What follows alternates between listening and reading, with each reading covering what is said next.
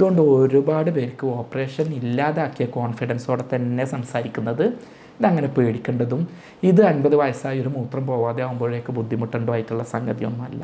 Operation ഇല്ലാതെ കത്തി വെക്കാതെ തന്നെ ഭക്ഷണത്തിലൂടെയും ജീവിതശൈലിയുടെയും ഭക്ഷണത്തിലൂടെയും ആവശ്യമാണെങ്കിൽ മരുന്നുകളിലൂടെയൊക്കെ ഇതിനെ വരുതിയിലാക്കാൻ സാധിക്കും. 50 വയസ്സ് കഴിഞ്ഞ പുരുഷന്മാർ പ്രോസ്റ്റേറ്റ് കൊണ്ട് കഷ്ടപ്പെടുന്നുണ്ടെങ്കിൽ, ഓപ്പറേഷൻ ഇല്ലാതെ എന്തെങ്കിലും വഴിയുണ്ടോ എന്ന് ആലോചിക്കുന്നുണ്ടെങ്കിൽ ഈ വീഡിയോ ഒന്ന് കാണുക. പ്രോസ്റ്റേറ്റ് എന്ന് പറഞ്ഞ എല്ലാ സംഗതിയും ഓപ്പറേഷൻ ചെയ്യേണ്ടതോ ക്യാൻസർ പോലെ എടുത്ത് കളയേണ്ടതോ ആയിട്ടുള്ള സംഭവമൊന്നുമല്ല.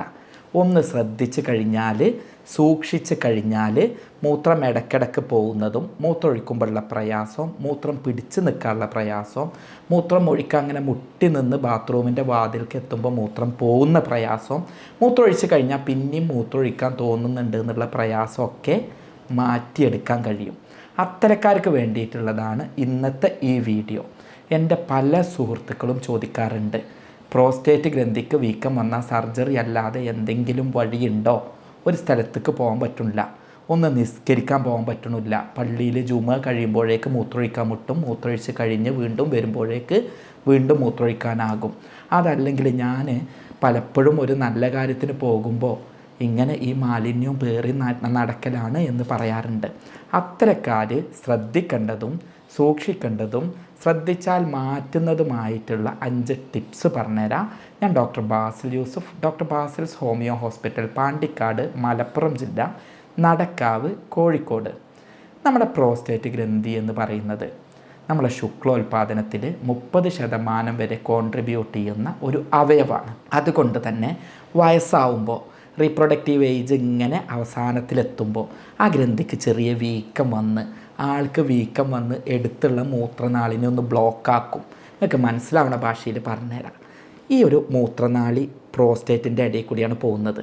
അപ്പോൾ പ്രോസ്റ്റേറ്റ് ഇങ്ങോട്ട് കട്ടിയായാൽ ഈ മൂത്രനാളിമ വന്നിട്ട് ഇങ്ങോട്ട് അമർത്തും. അങ്ങനെ അമർത്തി കഴിഞ്ഞാൽ മൂത്രം പോകില്ല, ഇവിടെ ബ്ലോക്ക് വരും. അവിടെ ഇടയ്ക്കിടയ്ക്ക് മൂത്രമൊഴിക്കാനുള്ള തോന്നൽ വരും. മൂത്രമൊഴിച്ചാലും പിന്നെയും ബാക്കിയാവും, മൂത്രം മുഴുവൻ പോരൂല, പഴയ പവറിൽ പോരൂല. ഇതന്നെയാണ് നിങ്ങളുടെ രോഗം. ഇതിന് പ്രോസ്റ്റേറ്റ് ഇങ്ങനെ കരിച്ച് കളയും, ലേസർ ചെയ്യും, ഒക്കെ പാടെ ചെയ്യണമെന്ന് ആലോചിച്ച് ബേജാറാവൊന്നും വേണ്ട. ഞാൻ കുറച്ച് കാര്യങ്ങൾ പറഞ്ഞുതരാം. ഒന്നാമത് നമ്മൾ ഭക്ഷണങ്ങളാണ് ഇതിൻ്റെ പ്രശ്നക്കാരാവുന്നത്.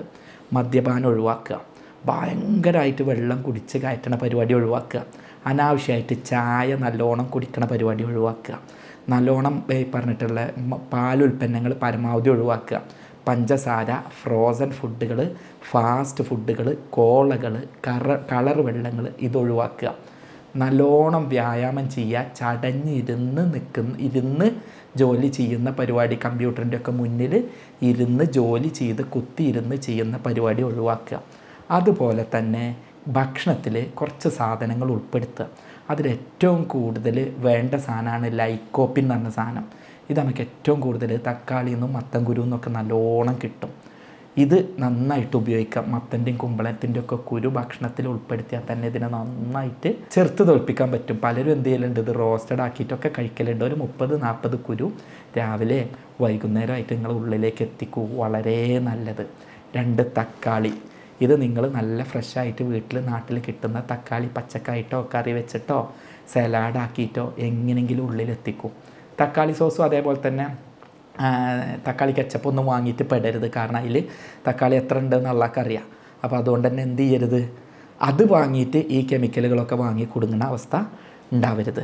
അതേപോലെ തന്നെ ക്രൂസിഫറസ് വെജിറ്റബിൾസ് എന്ന് പറയും. കോളിഫ്ലവർ, ബ്രൊക്കോളി, ക്യാബേജ്, ഇങ്ങനത്തെ സാധനങ്ങൾ ഇതിൻ്റെ ക്യാൻസർ വരുന്നത് തടയാൻ സൂപ്പർ സാധനമാണ്. അത് ഉപയോഗിക്കുക. മുന്തിരി നല്ലതാണ്, ഈത്തപ്പഴം നല്ലതാണ്, അതുപോലെ തന്നെ ക്യാരറ്റ് നല്ലതാണ്. നിങ്ങളോട് ചായയും കാപ്പിയും വല്ലാതെ കുടിക്കണ്ടെന്ന് പറഞ്ഞു, നിങ്ങൾ വലിയ പഞ്ചസാര ഇല്ലാതെ ഗ്രീൻ ടീ എടുത്തോളൂ, നല്ല സാധനമാണ്. അതേപോലെ തന്നെ നിങ്ങൾ ഈ പറഞ്ഞിട്ടുള്ള മത്തൻകുരു സാധനങ്ങളൊക്കെ എടുക്കുമ്പോൾ ഒലീവ് ഓയിൽ അതിൽ ഇതാക്കിക്കോളൂ. കാരണം എങ്ങനെയെന്ന് പറഞ്ഞു കഴിഞ്ഞാൽ നമ്മളുടെ നേരത്തെ ഈ പറഞ്ഞിട്ടുള്ള സാധനങ്ങളൊക്കെ പെട്ടെന്ന് ഫാറ്റ് സോലിബിൾ ആയതുകൊണ്ട് നിങ്ങൾക്ക് ശരീരത്തിലേക്ക് എടുക്കാൻ അത് നല്ലതാണ്. ഇനി ഈ ഭക്ഷണത്തിൻ്റെ ഒപ്പം ശ്രദ്ധിക്കുന്നത് പോലെ തന്നെ കുറച്ച് കാര്യങ്ങൾ ശ്രദ്ധിക്കുക. 5 ടിപ്സാണെന്ന് പ്രധാനമായിട്ട് പറഞ്ഞു തരണേ. ഇതൊക്കെ ചെയ്ത് കഴിഞ്ഞാൽ ഒരു സർജറി ഇല്ലാതെ ഒരു പരിധി വരെ ഇതിന് നേരിടാൻ പറ്റും. ഒന്നാമത് വേണ്ടത് നല്ല ലൈംഗികത ഉണ്ടാവുക എന്നുള്ള സെക്സ് നിങ്ങളുടെ പാർട്ട്ണറുമായിട്ട് ആസ്വദിച്ച് ചെയ്യുക. അങ്ങനെ ചെയ്യുന്ന സമയത്ത് നല്ല രൂപത്തിൽ പ്രോസ്റ്റേറ്റിന് നല്ലൊരു എക്സസൈസ് ആവും. അവിടെയുള്ള നീർക്കെട്ടും വീക്കൊക്കെ അങ്ങനെ തന്നെ പോയി കിട്ടും. കുറേ കാലം സെക്സ് ചെയ്യാതിരുന്നാൽ, ഇജാക്കുലേഷൻ അല്ലെങ്കിൽ സ്ഖലനം നടക്കാതിരുന്നാൽ ഈ രോഗം അധികരിക്കും. അതുകൊണ്ട് എന്ത് ചെയ്യുക, പാർട്ട്ണറുമായി നല്ല ബോണ്ട് ഉണ്ടാക്കി നന്നായിട്ട് സെക്സ് ചെയ്ത് സ്ഖലനം സംഭവിക്കുക.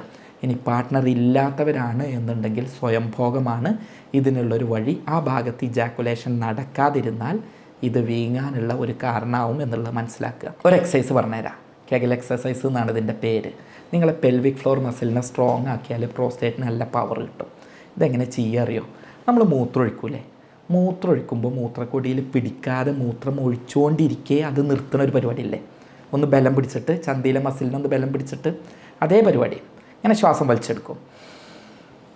എന്നിട്ട് അങ്ങനെ ഒന്ന് ചെയ്ത് നോക്കും. ആ ചന്തിൻ്റെ മസിലൊന്ന് ടൈറ്റാക്കിയിട്ട് മൂത്രക്കൊടി കൂടെ മൂത്രം പോവാതെ ആക്കാനുള്ള സംഗതി ചെയ്യും. ഇനി മെല്ലെ റിലാക്സ് ചെയ്യും, മസിലുകൾ വിടും, ശ്വാസം പുറത്തേക്ക് വിടും, വീണ്ടും വലിച്ചെടുക്കും, ശ്വാസം വലിച്ചെടുക്കും, ഒന്ന് പിടിച്ചു വെക്കും, മസിലുകൾ ടൈറ്റാക്കി വെക്കും, മെല്ലെ വിടും.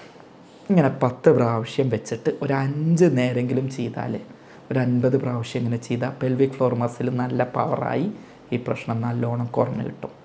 മൂന്നാമത് വേണ്ടത് ഹിപ്പ് ബാത്ത് ചെയ്യുക. നിങ്ങളുടെ അരവരെ വെള്ളം എടുത്തിട്ട് എന്ത് ചെയ്യുക, അതിൽ ഇരിക്കുക. അതിൽ എന്ത് ചെയ്യുക, ആദ്യം തണുത്ത വെള്ളത്തിലിരിക്കുക, പിന്നെ ഇളം ചൂടുവെള്ളത്തിലിരിക്കുക. ഇത് അങ്ങോട്ടും ഇങ്ങോട്ടും മാറി ഇരുന്നിട്ട് ചെയ്യുക. മണി ആ ഭാഗത്ത് ചൂടുവെള്ളത്തിൽ വല്ലാതെ തട്ടാതിരിക്കാൻ നോക്കുക. ഓക്കെ. ഇനി വേറൊന്ന് ചെയ്യാനുള്ളത്, നല്ലോണം വ്യായാമം ചെയ്യാം. വ്യായാമം ചെയ്യുമ്പോൾ തന്നെ ശരീരത്തിലേക്ക് രക്തോട്ടം ഉണ്ടാവുകയും ഒരുവിധം പ്രശ്നങ്ങൾ ശരിയാവുകയും ചെയ്യും. ഭക്ഷണത്തിലും കുറച്ച് കാര്യങ്ങൾ ശ്രദ്ധിക്കണം. ഒന്നാമത് വേണ്ടത്, ഭക്ഷണത്തിൽ കൂടുതലായിട്ട് മത്തൻ്റെ കുരു നല്ലതാണ്. മത്തൻ്റെയും കുമ്പളങ്ങൻ്റെയും ഒക്കെ കുരു ഒന്നെങ്കിൽ ഭക്ഷണത്തിൽ കറിയും കൂട്ടാനൊക്കെ വെച്ചിട്ട് കഴിക്കുക, ഇല്ലെങ്കിൽ ആസച്ച് കഴിക്കുക. ഇനി എന്തെങ്കിലും കാട്ടിയിട്ട് നിങ്ങളുടെ ശരീരത്തിൽ അത് എത്തിക്കുക. നാച്ചുറലായിട്ട് അങ്ങനെ ചെയ്യുമ്പോൾ തന്നെ നല്ല മാറ്റം അതിമ കിട്ടും. രണ്ടാമത്, തക്കാളി സൂപ്പറാണിതിന്. തക്കാളി ഭക്ഷണത്തിൽ നല്ലോണം ഉൾപ്പെടുത്തും. ബ്രൊക്കോളി, കോളിഫ്ലവർ, ക്യാബേജ് പോലുള്ളവ ക്യാൻസർ വരുന്നത് തടയാനും ആ ഭാഗത്തെ നീർക്കെട്ട് ഒഴിവാക്കിയിട്ട് ശരീരത്തിന് നല്ല പവർ കിട്ടാനും നല്ലതാണ്. നല്ല ആൻറ്റി ഓക്സിഡൻ്റ് ആയിട്ട് നിങ്ങൾക്ക് ആപ്പിൾ ഉപയോഗിക്കാം. അതുപോലെ തന്നെ ക്യാരറ്റ് ഉപയോഗിക്കാം, ഗ്രീൻ ടീ ഉപയോഗിക്കുക. ചായയും കാപ്പി ഒഴിവാക്കിയിട്ട് ഗ്രീൻ ടീ ഉപയോഗിക്കുക. അതുപോലെ തന്നെ ഒലീവ് ഓയിൽ ഉപയോഗിക്കാം, ഈത്തപ്പഴം ഉപയോഗിക്കാം, അതുപോലെ തന്നെ മുന്തിരി ഉപയോഗിക്കാം, നട്ട്സ് ഉപയോഗിക്കാം, ബ്ലൂബെറി, മൾബെറി, ബ്ലാക്ക്ബെറി ഇങ്ങനത്തെ സാധനങ്ങളൊക്കെ ഉപയോഗിക്കാം. അങ്ങനെ ആകുമ്പോൾ ഇതിന് പവർ കിട്ടി ഒരു ഓപ്പറേഷനും ഇല്ലാതെ നിങ്ങളെ രോഗസാധ്യത പരമാവധി കുറച്ച് കൊണ്ടുവരും. പിന്നെ ഞാൻ ഇതിന് കഴിക്കരുത് എന്ന് പറയുന്ന സാധനം, മദ്യം കഴിക്കരുത്, ലഹരികളൊക്കെ ഒഴിവാക്കുക, സ്മോക്കിംഗ് ഒഴിവാക്കുക, കാപ്പി ചായ പരമാവധി ഒഴിവാക്കുക, പാലുൽപ്പന്നങ്ങൾ ഒഴിവാക്കുക, പഞ്ചസാര ഒഴിവാക്കുക, അമിതമായിട്ട് ഫാസ്റ്റ് ഫുഡുകളും കോളകളും അതുപോലെ തന്നെ സോഡകളും കളർ ഫുഡുകളും പഞ്ചസാരകളും ഒഴിവാക്കുക. തവിടുള്ള അരി ഉപയോഗിക്കുന്നത് ഏറ്റവും നല്ലത്. ഒരു ഹോം റെമഡി പറഞ്ഞുതരാം. നമ്മളെ വീട്ടിലുള്ള തേനില്ലേ, അതൊരു സ്പൂൺ എടുക്കുക, ഒരു സ്പൂണ് ഇഞ്ചി നീരെടുക്കുക, രണ്ടും മിക്സ് ചെയ്തിട്ട് വെറും വയറ്റിൽ 1 മാസം ഉപയോഗിക്കുക. ഷുഗർ ഇല്ലാത്തവരിൽ നല്ല റിസൾട്ട് കിട്ടും. ഇങ്ങനെയൊക്കെ ചെയ്തിട്ട് ഇത് വരികയാണെങ്കിലും ഓപ്പറേഷനിലേക്ക് ചാടി കടക്കൊന്നും വേണ്ട. ഞാനിതിനെന്താ ചെയ്യുക അറിയോ? എപ്പോഴും ശരീരത്തിൻ്റെ രോഗനിർണയം കൃത്യമായിട്ട് നടത്തും. ഇതിനു വേണ്ടിയിട്ട് ആർട്ടിഫിഷ്യൽ ഇൻ്റലിജൻസിൻ്റെ സഹായമാണ് തേടുന്നത്. ഇന്ന് ലഭ്യമായിട്ടുള്ള ഏറ്റവും നൂതന ടെക്നോളജി ആർട്ടിഫിഷ്യൽ ഇൻ്റലിജൻസ്.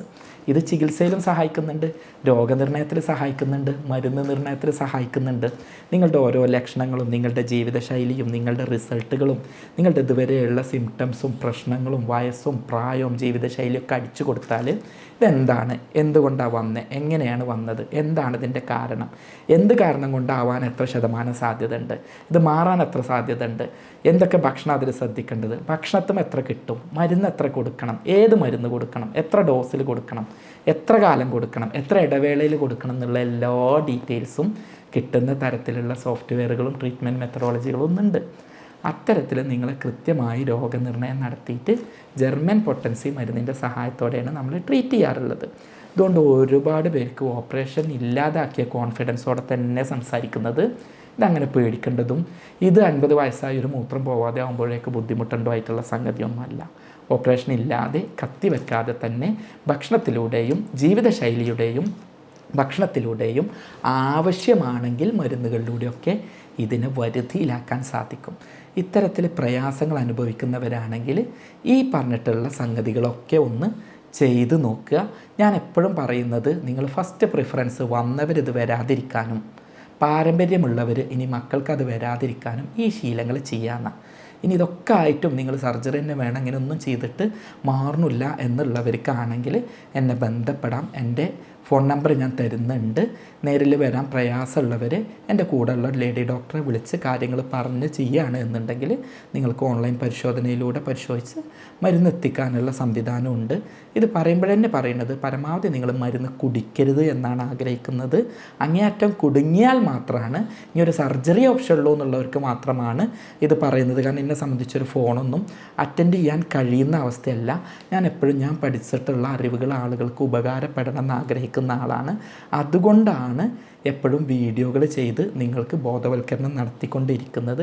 ഈ വീഡിയോയിൽ തന്നെ പല വാക്കുകളും സാധാ നാടൻ ആയിട്ടാവും പറഞ്ഞിട്ടുണ്ടാവുക. കാരണം ഞാനൊരു മെഡിക്കൽ വിദ്യാർത്ഥികളോടല്ല സംസാരിക്കുന്നത്. സാധാരണ ആളുകൾക്ക് എൻ്റെ വീഡിയോ കേട്ടിട്ട് മാറണമെന്നാണ് ആഗ്രഹിക്കുന്നത്. നിങ്ങൾക്കിത് ഉപകാരപ്രദമാവും തോന്നുകയാണെങ്കിൽ 50 വയസ്സായിട്ടുള്ള നിങ്ങളുടെ അച്ഛനും വല്യച്ഛനും അമ്മാവനും ഒക്കെ ഒന്ന് ഇത് അയച്ചു കൊടുക്കുക. സ്നേഹത്തോടെ doctor Basil Yusuf, doctor Basil's homeo hospital, Pandikkad, Malappuram ജില്ല.